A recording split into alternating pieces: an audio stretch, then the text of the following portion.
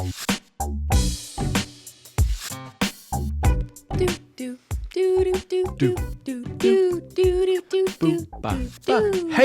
What's up, hello everyone. Welcome back to another episode of SimplyPodLogical, a Simply Nailogical podcast. Happy 2023. It's a new year.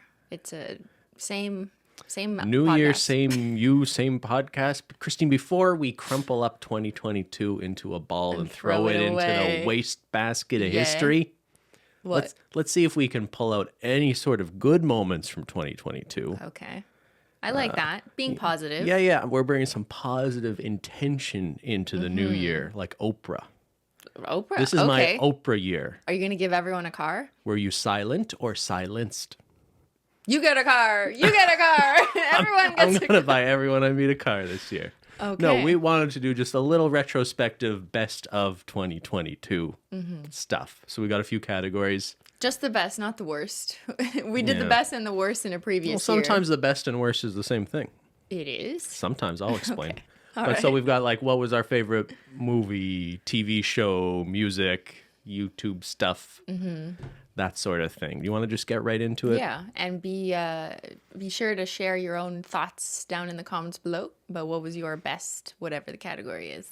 Yeah, this is definitely an episode where I will pay attention to the comments because I'm interested in what other people have to say. This is a really good time of year to get some good recommendations. Exactly, yeah. Especially for the music category. First one, actually, let's just get into it. Because this is one where I feel like I don't have a great answer, but this is the time of year where I look to other people's what was like the best music of the year. So January is usually a time where I discover a lot of new music. But anyway, what was your favorite music, artist, album, song, any of the above in 2022? So probably Tuvlo, who just released an album like in the last couple months around the same time that Taylor Swift did. So, you know. Bad decision. Well, no, I mean, I appreciated it and I listened to it. It had been a while since she'd released new music, but I actually don't use like Spotify, so I didn't have a Spotify Wrapped, but I do have a like YouTube Music Wrapped. And when I did that, I realized that I only ever listened to workout music on that program. So I showed Bennett, but like it makes no sense because like Tuvlo's not on there because that's not really what I listen to. Dance, hype, gym music. It's all like electro trance from artists you've probably never heard of. And like it says like some songs were replayed like 80 times because like if I was just like really like this one song and it's just like trance music. So yeah, unfortunately I don't really have a good dashboard to share in that respect of like what I listen to. And then in terms of music that I actually want to hear the lyrics and like lean into a little bit, like Tuvlo, I watch that as a music video or just a lyric video in whatever way it's made available on YouTube, like YouTube video, not YouTube music. So I don't have a good way for a system or a platform to wrap up my music listening habits. Yeah, which is kind of like annoying because everyone's sharing their like Spotify Wrapped and it does a good job of summarizing everything they listen to. So you think of these things as like very different because you probably listen to more workout music this year than like other music. True. So isn't that just the music you like, or no? It's like specifically for the purpose of working out. It's specifically for that. So like when I put on my headphones or put it on like the boombox in the basement or something, like that's where I listen to that. Under no other circumstance will I listen to like wild trap music. What if we went to like a rave in 2023? What if that became your thing this year? Then I might go to the DJ and be like, "Hey, can you play this song?" Honestly, I don't even remember the names of them because like I don't know. I don't pay attention to it in that way that you would normally pay attention to like which artist is this. Yeah. I hear you. I definitely have like music I want to listen to when I'm on the treadmill. That's very different than the music I want to just like sit down and listen to. So who do you want to listen to when you sit down? So, I mean, elephant in the room is Taylor Swift. There's not an elephant. That's not an elephant. That's a Taylor in the room. Where is she? There's a Taylor in the room. Did you forget to invite her? Come on in, Taylor. So, yeah, that was an album I enjoyed a lot this year. We've talked a lot about it. I don't think we really need to talk about it more. What was your favorite track? Have you shared that?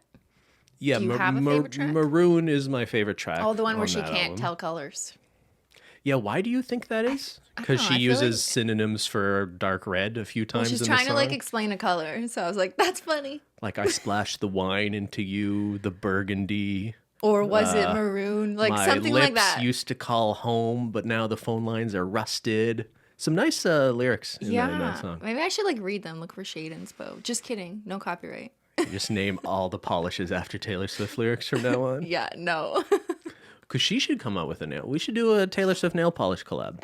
Okay, Swiftie, why don't you convince her? Yeah. Who's her manager? I don't know, Ben. Probably not someone interested in emails from us. Where they ignore our emails and then they do a podcast being like unsolicited emails. And it's like, these annoying people want to make nail polish for us. Ha ha. All right, other music I listened to. I listened to a bit of Phoebe Bridgers this year. Although I'm more hung up on the Punisher album from a couple years ago than her newest album. I'm just not there yet. Okay. And then someone else I've listened to a lot. Not that they had new music this year, but I've just found it's been in my playlist a lot. Every time we're in the car, it kind of comes on. It's a band called The War on Drugs. Oh, yeah. I used to listen to them in university. Oh, yeah? Yeah. So, yeah, they sing a lot of inspirational music about how kids shouldn't do drugs. Right. Yeah. That's not what they do. They had an album called Lost in a Dream a few years back that was very widely praised and critically acclaimed. And they have some newer... I've been branching out into their broader catalog as well lately.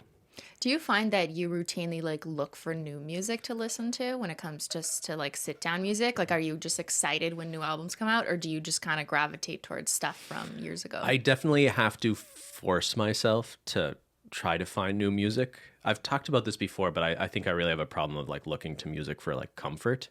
And I find a lot of comfort in listening to songs I already know well. And then I guess I kind of like music where it is sort of multi-layered in that way. But like we sort of said at the beginning, this is a great time of year to find new music. So I definitely will be doing that. But new music doesn't have to be music released this year. It could just be a new artist you discovered who's not technically new, but is new to you. That's true. But I care about both these things. Hearing music I haven't heard before, whether it came out yesterday or 50 years ago. But also I am interested in what is good new music coming out today. So one example, I watched Anthony Fantano. He's a YouTube music critic who's a little too obsessed with Drake. He made a video recently that's his best albums of this year. And I listened to a few of them and they weren't really doing anything for me. But his number one record was, here, I got to get this right, De Todas las Flores by Natalia Lafourcade. What language is it in? So it's Spanish language music, but it's beautiful. It's amazing. What kind Great of record. music? How would you describe it? It's kind of she's won a bunch of Latin American Grammys, and it's kind of folk, Spanish folk music, but it's kind of operatic, and kind of sounds like you're listening to something that could have come out 50 years ago. There's something very sort of nostalgic and beautiful about it. So I can see why someone like you would like that, because you kind of grew up knowing more about music, than me. I mean, I didn't grow up listening to Spanish folk music. No, but you still you studied music more than maybe I guess the average person. In high school, and you had more. I don't know if I have some deeper appreciation. I have a pretty surface. I don't even understand what she's saying, which is usually a big hang up. But it's the music you're listening to, not just the lyrics. I'll admit I've struggled in the past listening to music that's in a language I don't understand, because to me the lyricism can be a very big part of the music. Did you read the translation? No. Do you want to, or just keep it a mystery? You have no idea what she's singing about. Choose your own adventure, because there's something so beautiful. There's a lot of imagery. That's a weird thing to say when you don't understand what she's saying, but I can sort of. Are you looking at album covers that incite that imagery? No, I'm just saying it. Some music can really sort of take you to a place, and you're having to sort of furnish that vision. It's like reading a book and inventing what it looks like. Yeah, but it's just there's a feeling to the music that takes you to a certain place, right? So I'm in a villa somewhere in a village, there's no electricity there, and I'm surrounded by family, and we're all eating oranges or something. That's what I'll hear. But it's did you make that up in your head? Yeah. Yeah. Yeah, she's not is she singing about that? No. Or is that what she wanted to portray through her music? You don't know, I guess. Yeah, I just think that the feeling comes through enough that you can sort of understand it's very evocative in a way. Whereas I can listen to Taylor. You want to start the year with K-pop fans being mad at me? When I hear K-pop, I don't know what they're saying. Oh, no. But I can imagine it's a lot of right away. Hey, girl, rock my world. Yeah. We're going down to the party tonight. Don't you want to dance with me? Like, you know, it's a lot of sort of very sort of vapid, like a lot of pop music. I think I don't know K-pop, but I think K-pop fans would argue with you because apparently I've heard that some of their songs are actually about trying to do social good or standing up for certain rights. I've heard that. And I don't know. That's a sweeping generalization. And I'm only referring to like the very sort of popular, fast, upbeat sort of, because K-pop could just refer to any Korean music, I suppose. But anyway, I could compliment this lady without pooping on K-pop. Yes, and just say it's a very beautiful album. That's so cool. I didn't know that. Well, you'll have to play it for me, so I'll hear it. I find myself just like, if I feel like listening to music, I'll just listen to music that I listened to a long time ago that I already know.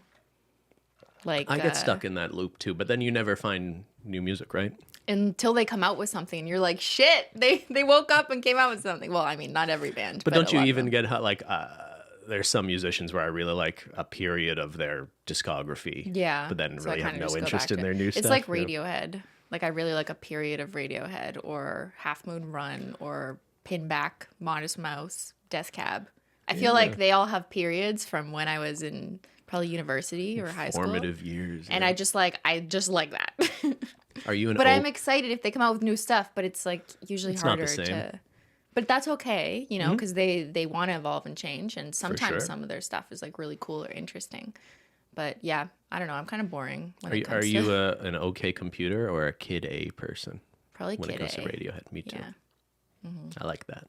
Old school kind of. I mean, like this was so long ago. Now we're like, okay, boomer podcast. Okay, boomer. We might as well be talking about the Beatles. Like it feels like it was so long ago. I like the Beatles. Do you like the Beatles? No, I'm not that old. Have you listened to the Beatles? I mean, like, yeah, I've heard it. Like, I'm not interested. Because I think their early music is sort of that, like... Is exactly like Modest Mouse, empty right? calorie pop music. You know what I mean? I don't like that either, But then, so I think their transformation as a band is really actually interesting. Because they went from, like, she loves me, yeah, do kind of music to much more interesting... I don't deny that because they're like one of the biggest bands in the world, like totally. But it's just like it never appealed to me. That's all. But, like I believe you. Yeah, it's more just saying like you might have heard like a Beatles song from a particular era of them. Same thing with like Bob Dylan, my favorite artist ever, right? Like what about Taylor? There's folk Bob Dylan. I'm sorry, Taylor, but what if they collabed? You're not Bob Dylan. Taylor Bob. He's Bob kind of Taylor. He did a collab with who was that? Who was that, man? Natalie Imbruglia. He did something with... Or no, I'm torn. Oh, no, he didn't. It wasn't a collab. Occasionally, he'll be like, I really like Alicia Keys. And then he'll just like name drop Alicia Keys in a song. In hopes of collabing with them? I don't know. Maybe he's just an old lonely man or something. Okay, weird. All right. That's a lot of music. Yeah. Some beautiful music. Okay, next category is... What is the next category? YouTube? Sure. YouTube. You're going with no notes here. You're just... No, I have my notes, but I mean... But you don't need them. What order did you want to go in? Well, I think we had like YouTube video and creator, but to me, I just think of that all holistically as... I don't think of like, this was a good video I watched this year. I think of creators I watched. Do you think of that differently? Yeah, I agree with you. I don't really remember a singular video that I'm like, that video changed my life and I returned to it again. I generally don't really find that happens to me. But I did my unofficial YouTube Wrapped because YouTube video content doesn't have a way of like telling you in a beautiful way, like, here's what you watched this year. But they should next year. Susan, listen up, Susan. Please put this on your priority list. It's the most important thing, obviously. But there was an unofficial one that I did. Now, mind you, I have multiple channels and I consume content through whatever I'm logged into, whether it's this podcast channel or Holotago or main channel or Nailogical or whatever. Okay. But I did get my watch history for the past 3 months of Simply Not Logical. And at least for that, The top things I watched was a lot of trials, like a lot of trials on. Some things don't change. Yeah, I know. Yeah. Well, no, that was kind of a new thing for me in the last like 2 years. It started in like 2021, but definitely watched a lot of that this year. So there's a lot of Law and Crime, which is basically just a channel that live streams the raw trials. They have commentary. I don't really watch their commentary though. Did this start as like just sort of going down a rabbit hole, and all of a sudden it became like a main viewing? Because I think a lot of people can relate to just like, I got recommended a video of someone exploring an abandoned mall, and then all of a sudden just, like, I've watched hundreds of hours of content. Yeah, I think most people would tell you it stemmed from an interest with the Depp v. Heard trial, because that's where people realized that there was live trials streamed. I had watched trials and criminal psychology content prior to that, and when the JCS Reacts kind of thing was going on, which is that guy who likes to narrate police investigators in an investigation room with a suspect. Yeah. I had started watching that before it was popular to watch. I swear to God.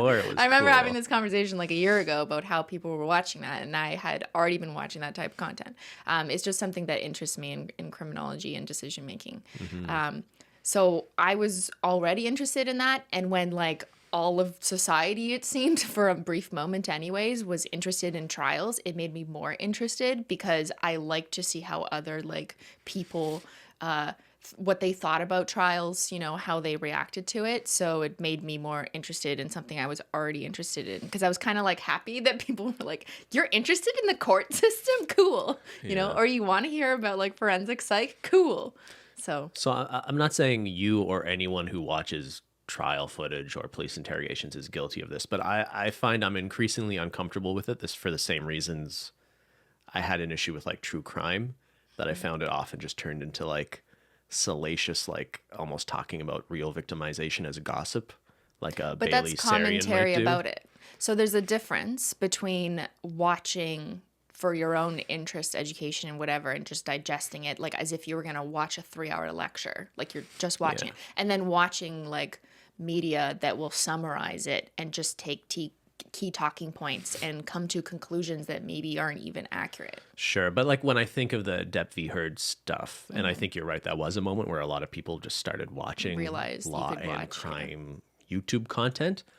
In retrospect, like, I guess no matter what you think about that case and the outcome and who was lying or whatever, like, that was a weird moment of a lot of like people who hated women enjoying that trial, and like there was a lot of sort of weirdness around that whole thing. Yeah, that just makes me kind of feel strange that people are treating like people's real lives and criminal cases or civil cases as like pop entertainment, when it's about like real allegations of abuse. And like it just feels like there has to be a level of respect that's sort of like brought into the viewership of it that I feel like really isn't there all the time. Yeah, no, and that happens with anything bad that happens in the world. When someone reports on it, although they may do so with respectful intentions, there's always going to be comments and secondary commentary about that incident that is said by shitty ass people. Like, I feel like that it's really hard to avoid that, because someone's always going to be a dick, or someone's always going to be reaching for something because they're trying to make a headline in a certain way. Or just profit off of it too, right? Yeah, that as well. You don't find it kind of depressing? Like, I know you've sort of observed and followed closely like K trials about like pretty awful stuff. Yeah.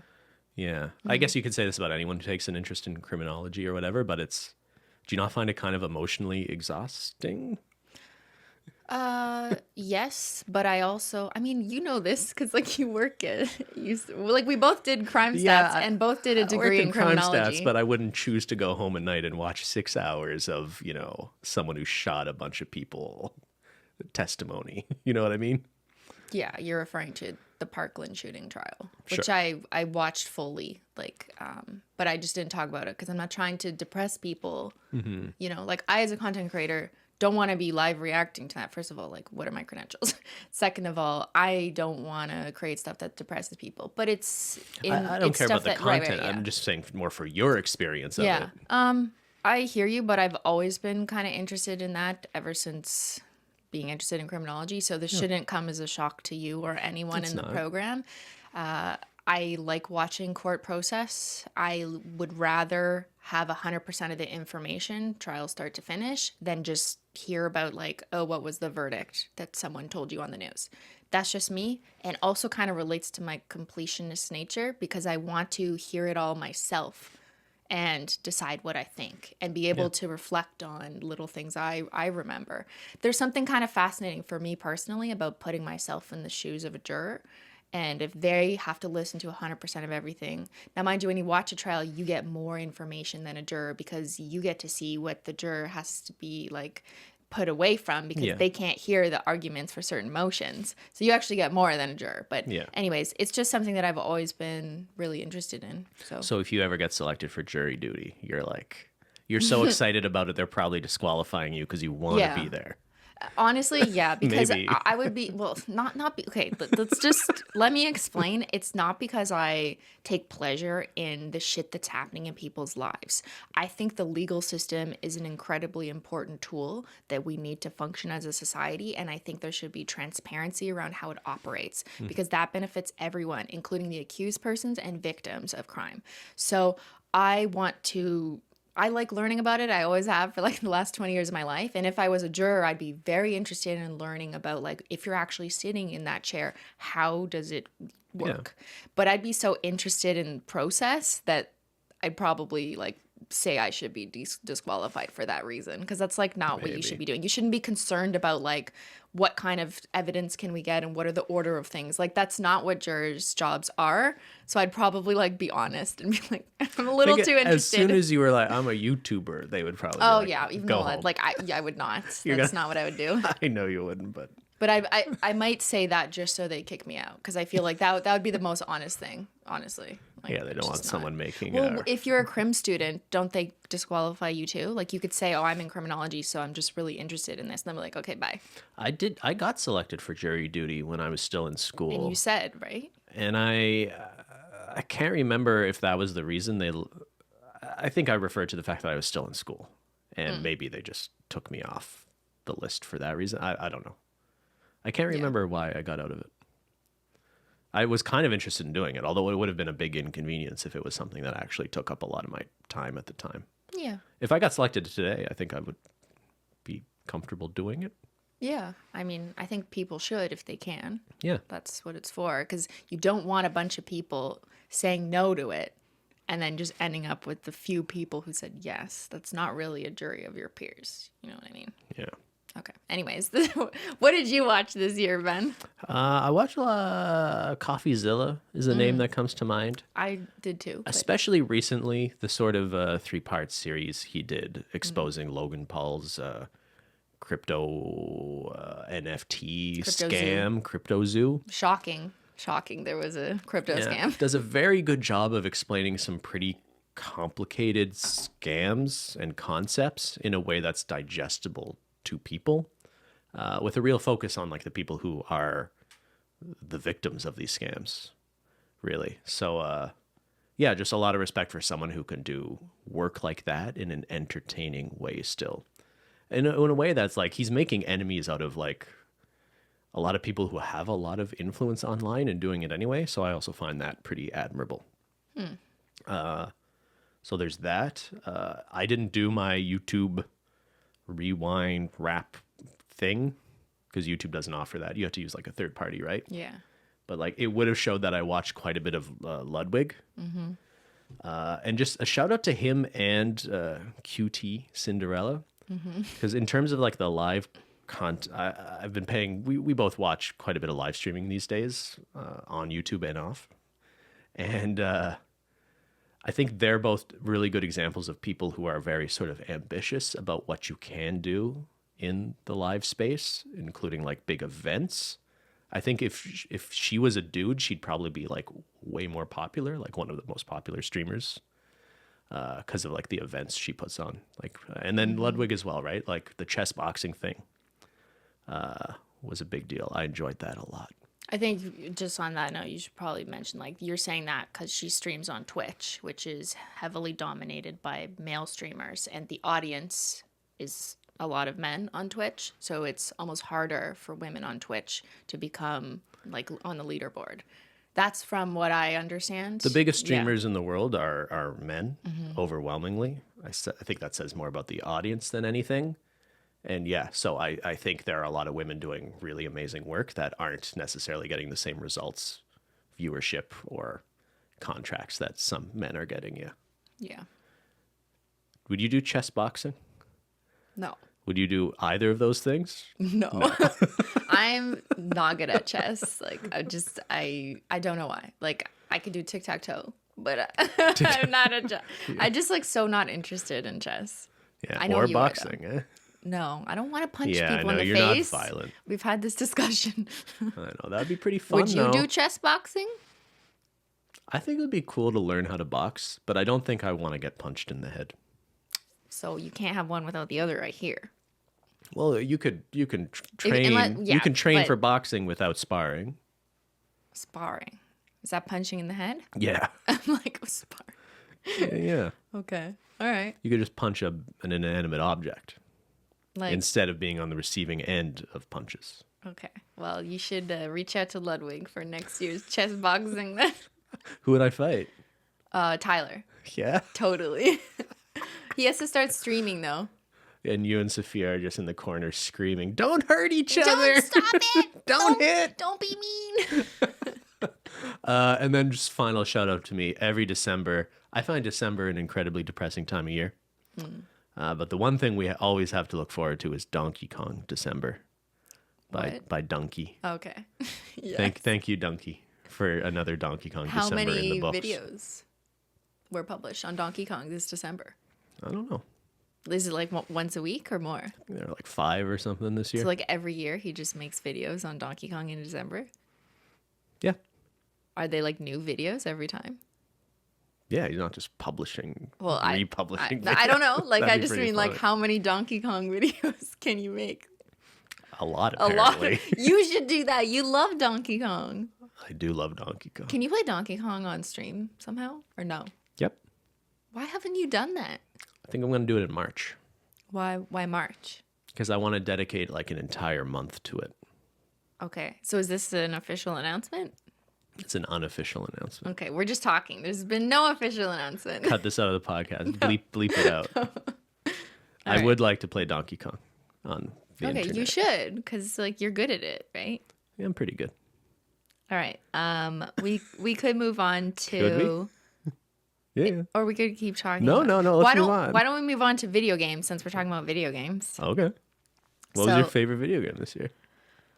I played a lot of video games this year. This is How many video games did you play this year? This was the year of Simply Gamer Girl. Okay, like I video gamed every Wednesday for like all year. Cristine's in her gamer girl era. Totally. And I feel like when we did this podcast last year, or maybe it was 2 years ago, I said one of my like resolutions or what I wanted to try next year was to start streaming and play games. So I did it. You did it. I did it. Winner. I looked at my like Steam Draft, which is the platform that most games I are on that I play. Mm-hmm. I played 23 different games. That's a lot of games. And I spent 163 hours playing video games last year, which isn't that much because that only equates to like 20 full work days, which like that's not that much. So I'm not really bragging that much, but it was because I played games like once a week. Yeah. Maybe sometimes a little bit more, but that's pretty much it. So it's not like a giant accomplishment if you compare this to actual gamers. But for me, that's a lot. That's the most I've ever played video games in my entire life. Yeah. So what was the best game or gaming moment or So the number one game that I played the most, which is also my favorite game, was Detroit Become Human. Was that this year? Yeah.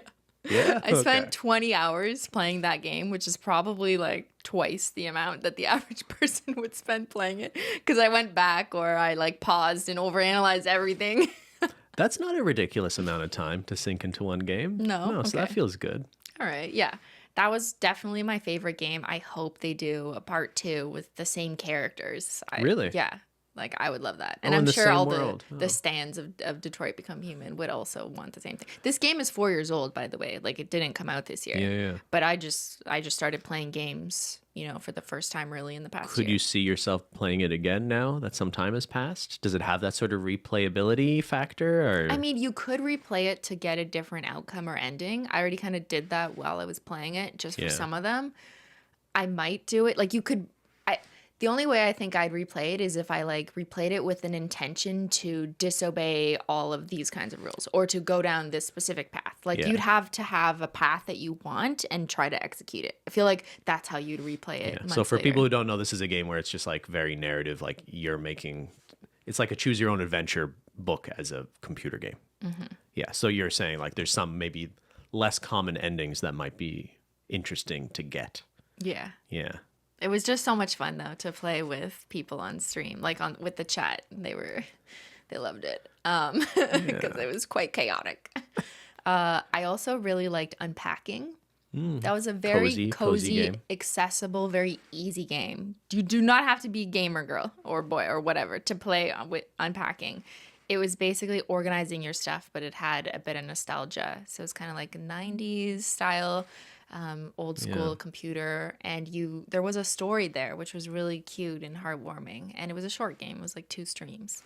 Yeah, I like that one a lot too. So the gameplay is like cleaning up your room and putting things where they fit or belong. Mm-hmm. But you're right, like the levels sort of imply a story of a girl growing up, leaving home, moving back home, and having a kid of her own sort of thing. Yeah. So there's really it's sweet. An interesting method of kind of telling a bit of a story. I hope they do a part 2 too, because I'd really like that game need a sequel. Yeah.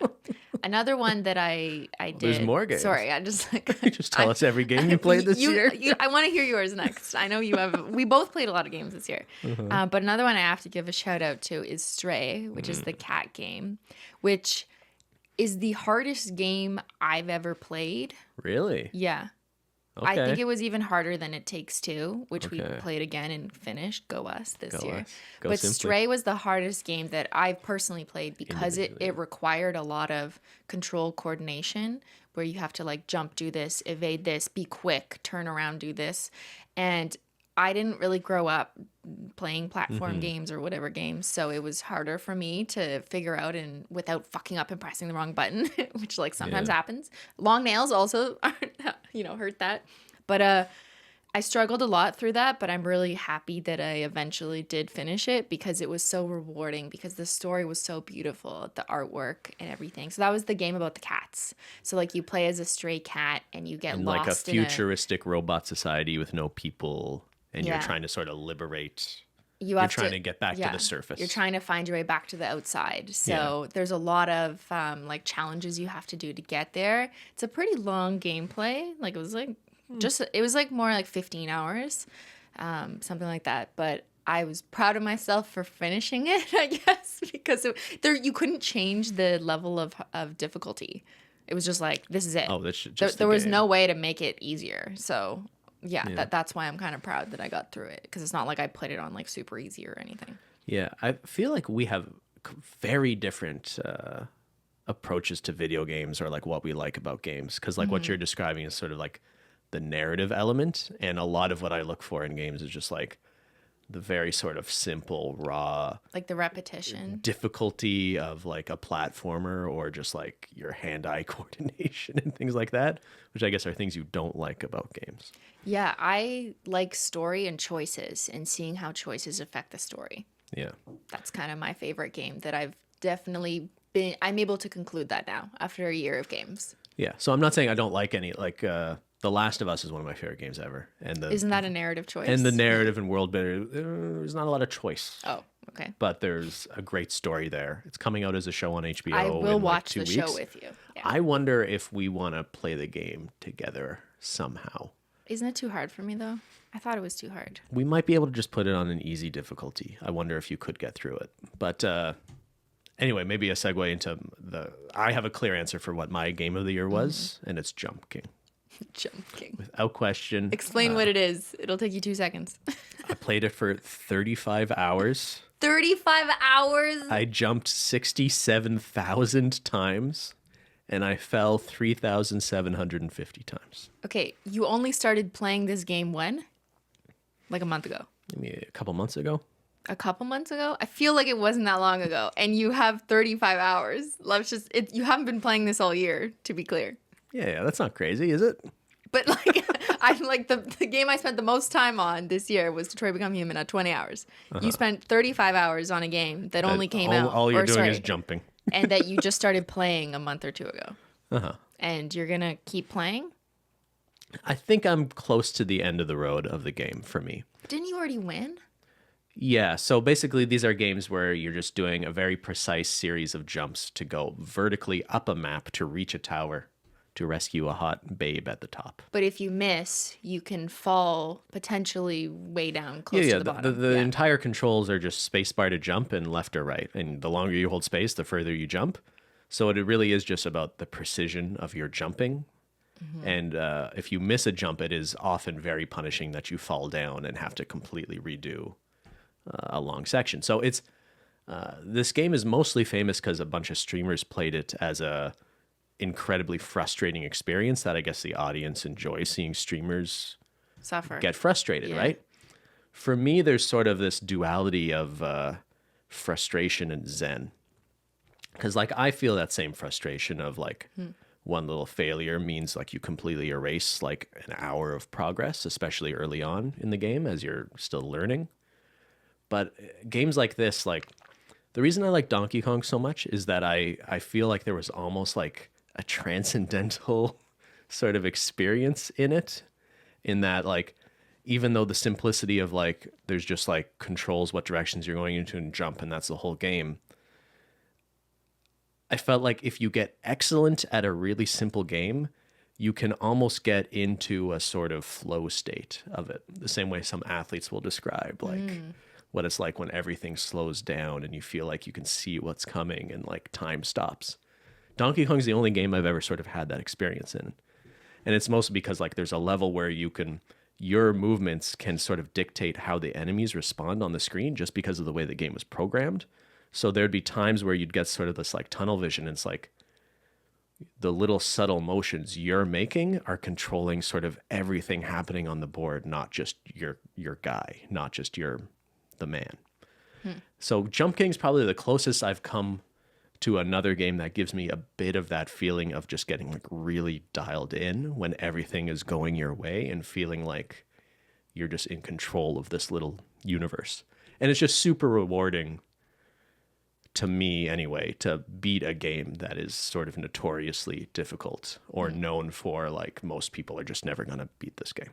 So you've already beat it multiple times, but the point is you can replay it to get a better time. Yeah, right? So for most people, I think just beating the game would be like a real accomplishment. And I feel that too. There's like 3 versions of the game. Have you beat all 3 versions? Yes. And if I were to keep playing it now, I would only play it in a way where it's like, could I beat all 3 of them in like under an hour or something like some sort of challenge or like time frame aspect to it. Yeah. But I feel like I'd be happy with where I've taken that game now. Like I don't need to play it more. Except you're probably going to play it again. But I might play it a little bit more.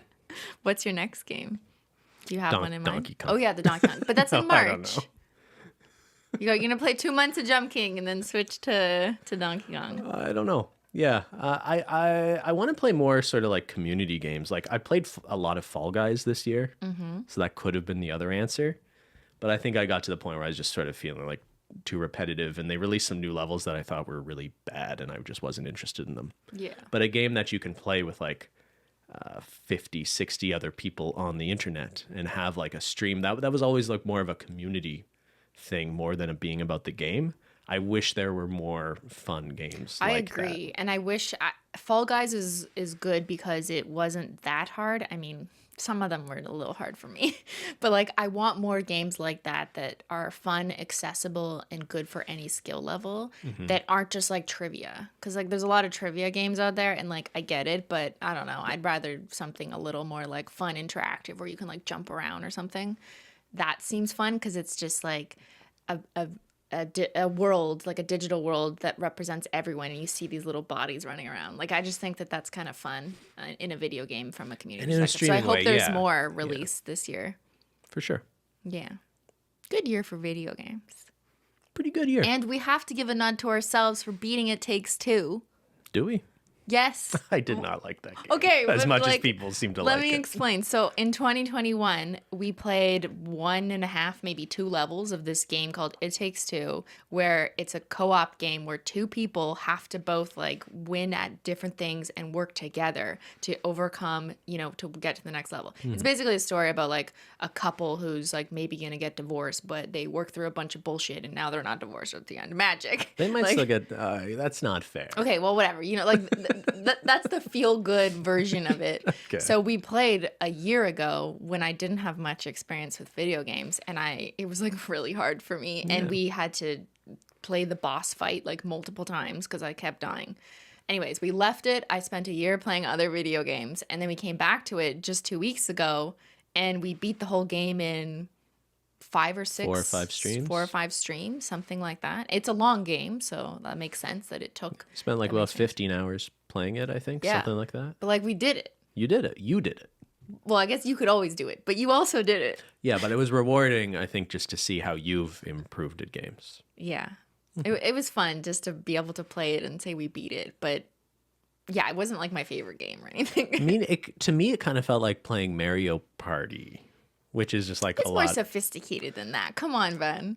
And I'm not saying Mario Party can be fun, but it's also not a game I want to sit down and play for hours. You know what I mean? We did. Yeah.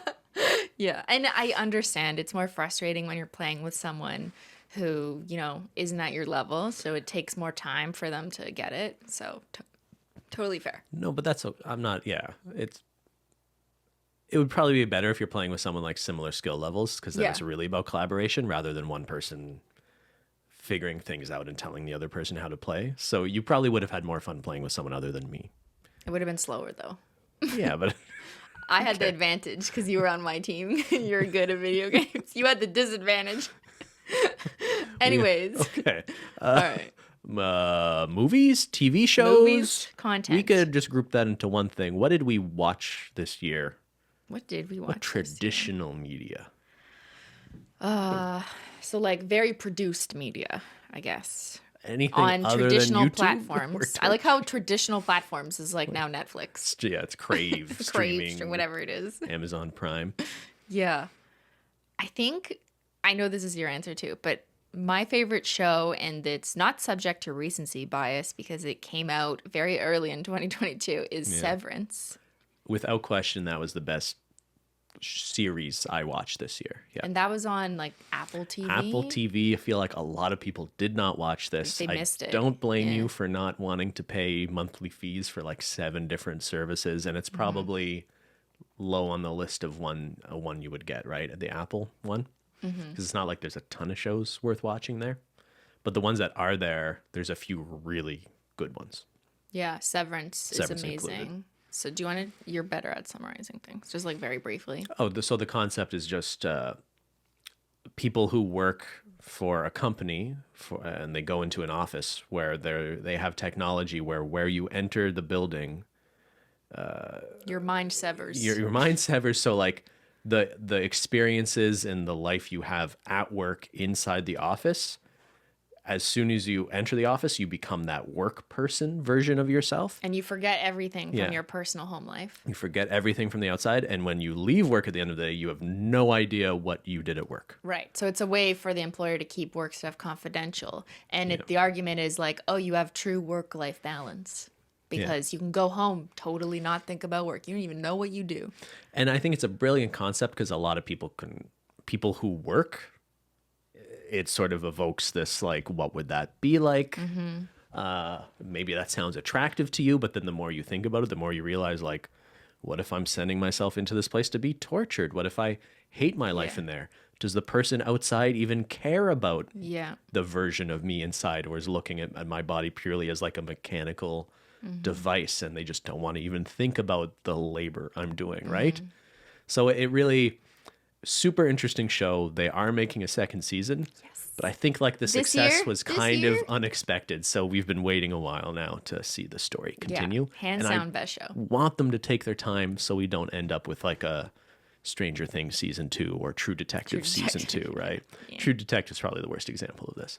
When someone like comes out with like this amazing show out of nowhere and people are throwing money at them to make more of it, there's a big chance like what comes after wasn't really thought of in the same way that Good point. Created the original show. So please take your time. Yeah, please but take also, your time. I hope it's this year, just because I won't really want to see it. Okay, so that was the best show. That was the best. I have There are honorable mentions. The Handmaid's Tale for me. Always, yeah. But I would say that every year because like I feel like there's at least part of a season We're the that last falls in the year. season. I think there's gonna be one more. Okay. If I'm not mistaken. Because I kind of remember them saying they had a plan to wrap it up in 2, including the one that just finished. So a lot of people kind of dropped off watching The Handmaid's Tale in season 2 or 3 because they just like felt like the violence and everything was kind of the same thing. I hear that, but I do think that the directors or the screenwriters did a better job with this most recent season at toning it down a little bit, but also staying true to the origin of the story and progressing it in a way that's just like really interesting. So I'm super interested in the last season of The Handmaid's Tale. I just like really love that show. I want to read the book this year and potentially even the sort of secret. Yeah, I'm going to start a book club. Yeah. Mostly as a way of forcing myself to read some books. You'll notice we don't have a book category here because neither of us have been really reading much lately. Yeah, we just watch everything. I just listen to podcasts. Yeah, we just or listen to everything. So you touched on the best shows. The only one you didn't mention is Emily in Paris. Brilliant, elevated television. Esprit de Gigi. Yeah, maybe it's a little too highbrow for some people. Right. I think a little the fashion too is just sophisticated. Like so beyond. Yeah, I can't compete with their fashion. Yeah, I know. What do you think they'd think of my cat ears? It's Rangard. It's Pierre Cadeau or whatever. Okay. All right, so that's TV. For what about movies, no? You can't forget about what did I forget? Manifest. I'm not talking about Manifest. It's the worst show of the year. It's all connected. It's Manifest. Okay, so there are a few really awful TV shows we watch. Yeah. Because they're so bad, they're good kind of thing going on here. And yeah, Manifest is that show. We've watched the entire series, eh? Was that season 2 or 3 we just watched? I can't remember. Might be 4. Essentially, like it had its first season and then it had a really dedicated cult following that like loved it. So it got canceled on network television. It got canceled and then they petitioned Save Manifest and whatever. And Netflix it worked. saved Manifest. Netflix saved it for I think 2 seasons or something. Just one long season split into 2 or 2 seasons, however you want to say it, just so they could wrap the show So up. It's coming back for I guess the last batch. The last batch is coming. I don't know when, but yeah, we're going to have to watch it just to see how it ends. The show is so bad. How do you even describe it? It's like... The show's about a bunch of people who are on a plane. It got struck by lightning or something happened, and they land, and they realize they've been missing for 7 years. And spoiler alert, like, that 7 years starts sort of counting down towards, like, a death date where they're going to die. But there's a lot of, like, super obvious references to, like, sort of... Yes, plot holes, but also like biblical. It's a very sort of biblical, like end times kind of show, like clearly written by someone who goes to church and is trying to bake some, sort of Christian theology, end of the world, revelations type content into the show. But it just like it's funny for I don't know, like it's just like there's so much reaching in the storyline and the explanations for things. They're like, this is because of this, because the stone and blah, blah, blah. And you're just like, this is amazing. Like the level of reaching is just like incredible to watch. I don't know. I find it entertaining. It's the divine consciousness. It's all connected, Ben. It's all connected. So we just kind of internally in this household have memed it a little bit. And anytime something happens that's definitely not related to something else, we just go, Ben, it's all connected. It's all connected. Anyways, good show if you just like not a good need show. Something to watch that's just you just want to like laugh a little. I don't know. That's how I look at it. Favorite comedy of the year. Yeah. All right. This was not a good year for movies. There's my hot take. But I feel like we wanted to talk about one of my favorite and the best and worst movie to come out this year is Everything Everywhere All at Once. Feel like we need to talk about it because it's showing up on a lot of lists of like best movie of the year. I know it has its a lot of people love this movie. Well, you just said it's the best and worst. It is the best and worst movie I saw this year. Okay. So it's a movie about a lady who has a pretty depressing existence. She runs a laundromat. She left home. Her dad kind of abandoned her. She's being audited by the IRS.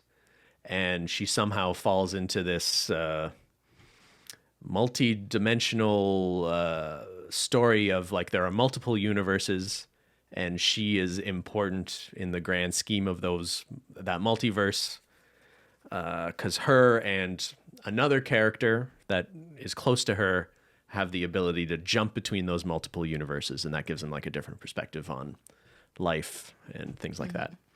So it's kind of like The Matrix meets Eternal Sunshine for the Spotless Mind. And the kind of like the butterfly effect, just in the sense of like, what if you took a different life path? What would it look like? Not the seriousness or the tone. Sure. Yeah. So the concept, if you can sort of get through the sort of sci-fi aspect of it, like there's a really beautiful sort of underlying story here. Like the real guts of the movie are about a relationship between a mother and the daughter, and them having different perspectives on life.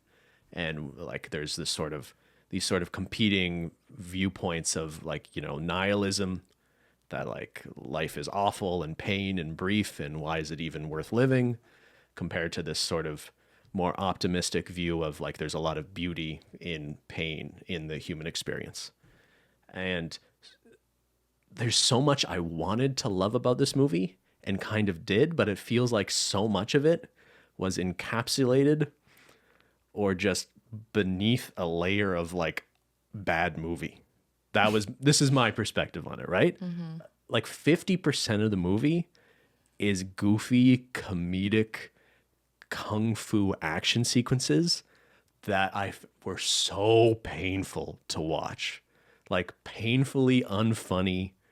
People just hitting each other in the head with dildos and just like all sorts of stuff that like kind of makes sense in the sense that they're trying to establish that there's like an infinite number of universes, so everything's possible. So like they're jumping around into worlds where things are completely absurd, right? Yeah. But it felt like the tone of it made it so hard for me to like this movie. I see people argue that like, well, that's the point. The absurdities is the point. It's supposed to be everything assaulting your senses all at once. Like that's the point. And I understand that, but I also think it's like that can make sense conceptually, but also make it a really unpleasant movie to watch. But they're going to say, well, that was the point. So it's art, Ben. Okay, and I've thought about this too, and you're right, because like if you take all of that out, it doesn't really work as a movie. But I think it can't just be the sincerity. I thought it could have been a really good. I agree with Ben on the same points. I like the baseline story and the characters and the growth and all that stuff, but I don't like weird comedic action scenes. Like that's a movie I would never watch if you told me that the genre was like comedic action movie. No, I don't care. So for me, I'm just like, what? This has gone on too long. Like where's the story? Okay, so here's what I'll say. Like it needed the juxtaposition of something sort of absurd or like the ridiculousness or outlandishness of these other dimensions. It did not need the sort of juvenile humor of it. That's how that's kind of it too. And people will say, well, that the absurdity was required to make you feel this way. But like, I don't know. I kind of feel like in the same way that kids, you sit down your children to watch Troom Troom and they're just like assaulted by all the colors and the screaming of the characters. That's how I feel like this movie was doing to you. Except like watching Troom Troom. Except... Hey, everyone has a different sense of humor, but after like 12 minutes of them like slamming dildos in faces and like sit on this butt plug, and it's just like, I don't know, like this is not making me laugh. Like, and it's kind of like it's juvenile, but also it didn't do anything. Like it I don't know. It's like Troom Troom, but right, a little bit older. We're on the same page. I feel the exact same way you do. But there is like that other side of it that was maybe the best movie I've seen too this year. But also like just in when did we see it did Parasite? a lot for me. That was at least a year or two ago. Okay, never mind. Wrong year. Because like I like Christopher Nolan movies. And what makes those speak to people is that, yes, there's some like giant sort of maybe science fiction aspect to it. The world is ending where people are invading other people's dreams. There's usually some sort of like device there that calls for like a lot of action and high stakes end of the world. But at its core, those movies are really very human, like intimate stories of a guy forgiving himself for losing his wife and reconciling with his family, or a father who feels like he abandoned his daughter to go on a space mission, but really just wants to get back to his daughter, right? Like there's that emotional core is always there. And that's what really makes those movies work. So I feel like in the same way here, you had that beautiful, really well done sort of meditation on the meaning or meaninglessness of life in the scope of the universe, and that sort of conflict between in the family. But the action movie it was captured under, it was just really unenjoyable for me and you, it sounds like. But it's enjoyable for other types of mass audiences. I do not deny that I can see why this type of movie was successful, because it kind of does different things for different people. So the average of that is, oh, it was a successful movie. Oh, and it's worth, I would recommend the movie. Maybe not to like your parents. Like if you're it depends. If like you're if really they have I think some old people would just feel like, what the fuck am I watching? Well, it depends whose parents. Maybe like our parents' age, no. But like I would recommend the movie, but yeah, I'm very conflicted about it for the reasons we've talked about. It's also just really, I think a lot of people are responding to it as well, because like, I guess I'd just be remiss not to mention this. It puts like an aging Asian actress in like a superhero sort of role. And I think that was really meaningful to a lot of people. And I think that is a meaningful thing to do. So I think a lot of people are just like, there's something about it for that. I can definitely appreciate that the movie put a lot of more diverse people that you wouldn't traditionally see in leading roles in the movie. So like, that's why I think a lot of people have received it really well, and the acting was really good. It was the excellent. Acting was excellent. It's Michelle Yeoh, I think. And the filmography and all those things were like also very good. It's just incredibly well made movie. The style of the unraveling of the plot and the way the story was told, and the interruptions with, well, I guess not interruptions to me, but the like kind of playful, weird, juvenile, random skits in between just like wasn't my type of movie. But I like psychological thrillers that are very serious and dramatic and depressing. So like obviously this wasn't going to be my genre. Okay. Last category. Nail polish. Nail polish. You said it like I say it. Okay. We're like the same person. Yes. The best. Oh, well, you'll just have to stay tuned for my data stream that I'm going to do on Simply Not Logical very soon. But okay, maybe I'll spoil something. No. Well, no. What's your favorite? Not the best selling. Not the best selling. But I am going to do the highly requested 2022 year in review data sales report. So that's coming very soon. I'm going to stream that. I'm working on the deck right now. It's very exciting. Right now? Yeah. Like right now? Like right before this. I've been working on it all week over Christmas. I've been showing Ben the deck, being like, what else could I do? What do you think of these, you know? And he tells me like, you're showing a little too much. You show too much, Cristine. Cut this line, respectfully. Okay, but data aside, I think what I'm most proud of for Holo Taco, or what I liked the best, I guess, let's say like release moment and its contents, is two things that I have to say at the same time, because one is not better than the other, but I really like them both. You could just say it. Yeah, the Julian x Holo Taco collab and Jen's Polish, favorite sister. And it's no coincidence that my favorite moments or releases of this year or 2022 were collabs with someone else. Because for me, I feel like I've been leading Holo Taco for 3.5 years now, and it's been really nice in the past year for the first time to really introduce someone else into the creative and presentation process of it all. Yeah. So working with Julian on that and having his vision come to life, but still being like really excited, slightly more behind the scenes, but like still in front, but just working with him on that was super fun. And I think his audience and our audience really loved it. Yeah. And my sister as well, like she knew Red Frosted Metal. And so also that polish sells really well and continues to sell really well. But people just really like it. And I liked streaming with her. So those were two really good release moments and the polishes in there for me. So you're thinking both the marketing release and the polish itself. Yeah. It's like a combination of both. But for me, because I'm used to releasing something, on a regular calendar, what stands out to me is those moments where someone else was working with me on it directly, and I got to experience it with them. Yeah. So I should do another collab, I guess, is what I'm. I guess I should do another collab. That's a good sign. We should maybe do more of that. That is a good answer. Like, so for me, if like we're just talking polish, everything taco, I think is my answer. Why is it your answer? It didn't come out this year though, did it? It came out in remix. Oh, and but then it was re-released in February. And now it's just sort of there. Yeah. I just think it's a really good representation of.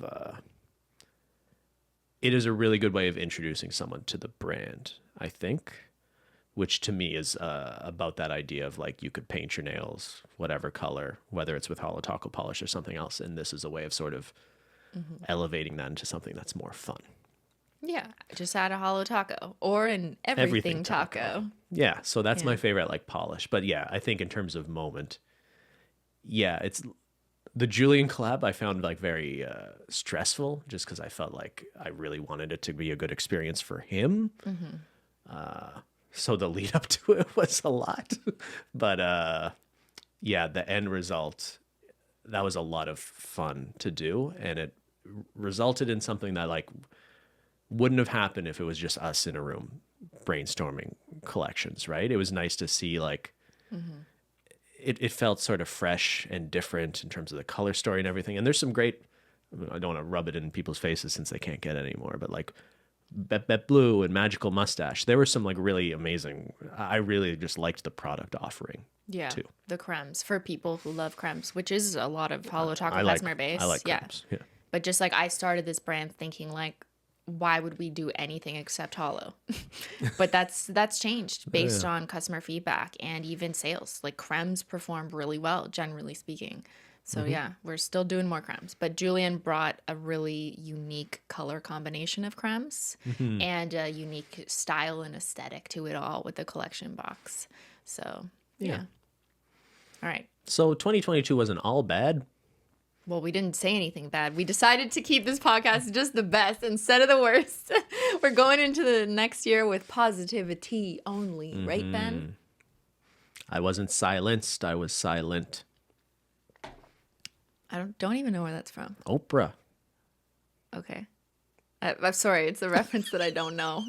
The Harry and Meghan thing, which is another thing we watched this year. Harry and Meghan. Yes, Meghan Markle. I forgot. Okay, that was I was going to say it's a good show, but don't like it's not really a show. They're real people. That's their life. Real I know. lives. Yeah, I understand. Thanks for tuning in. Yeah, I hope everyone had a wonderful last year. And they didn't. Okay. Well, all right, Ben.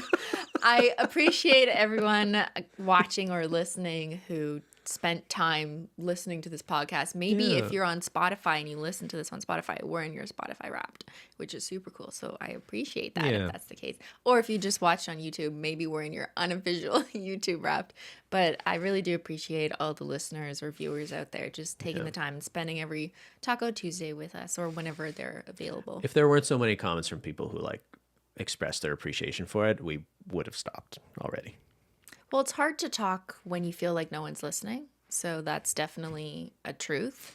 But we do acknowledge and see when you guys share your joy or interest or you have something to add to the conversation. And that's what I like about, doing anything I do is feedback and being able to make it a little bit more interactive. That's why both of us stream so much. Yeah. Like you streamed all year. Wait, when did you start streaming? April 1st. April 1st. Wait, that's the ongoing April Fool's joke. Mm-hmm. It's still a joke. What's going to happen April 1st next year? I stopped streaming. Is that what that means? Maybe this is like a multiverse, and April 1st is your entry and exit. So, like, you go in and out. Yeah. And you're just going to leave stream. You're just like, I'm not a content creator. On April 1st, you're just going to disappear. And then you'll maybe come back the next April 1st. I'll leave. As I'll a pack different my type. bags and go. And then maybe you'll be like a different type of content creator when you return. Maybe you'll be like a Brad Mondo hairstylist or something. Mm-hmm. We don't know. But April 1st that sounds like the worst reality. Okay, well... stay tuned for April 1st of 2023. Simply Nailogical. I know what happened. Thanks for tuning in. Yeah, hope everyone has a wonderful first Taco Tuesday of 2023. Mm-hmm. Thanks so much for watching. We'll see you later. Bye.